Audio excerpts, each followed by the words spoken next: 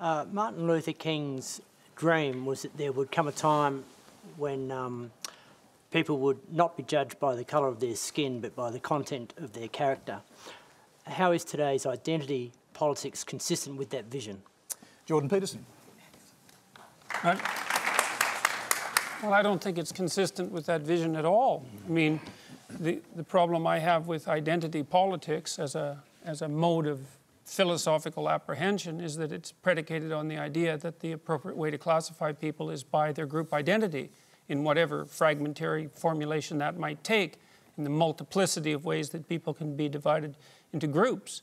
And the classical postmodern, and I would also say Marxist way of viewing the world, even though those two things shouldn't be allowed together, they tend to be, is that group identity takes priority over individual identity, and I think that's precisely the opposite of what Martin Luther King was hoping for and working for. And I think it's unbelievably dangerous, because partly because when you assume that people should primarily be identified by their group, then you can also attribute group guilt to them by their group. And then things go downhill very, very rapidly. And we've had no shortage of evidence of that sort of thing happening, say, throughout the 20th century. Are there particular groups that you are more concerned about than others? For example, the Liberal Party, as Terri Butler said earlier, is a group.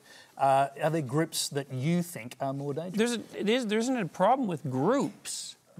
The problem is with assuming that the fundamental way that you should categorize people is with their group identity. Obviously, we all belong to groups.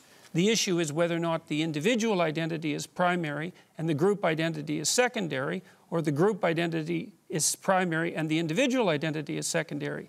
If you're a proponent, for example, of equality of outcome, of quotas, then you de facto accept the proposition that it's the group identity that is primary, and there's all sorts of dangers that are associated with that that far outweigh whatever good you're likely to do. Okay, well, maybe you're just... Go ahead.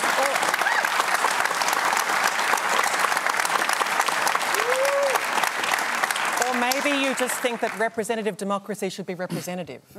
Maybe you just think that women should be equally represented in the decision-making fora of our nation. Maybe that's really just about having proper equality in a body that's meant to be representative.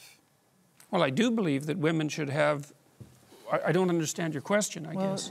I guess you don't. That's pretty obvious, unfortunately. Well, how about if you phrase it more clearly, instead of just insulting me? Look at it this way. Let's talk about quotas for a minute. So there's a very wide array of jobs that are fundamentally done by men. So, for example, Member of Parliament, 99.9% of sorry, bricklayers... Alex, I'm going to stop sledging you now, I promise.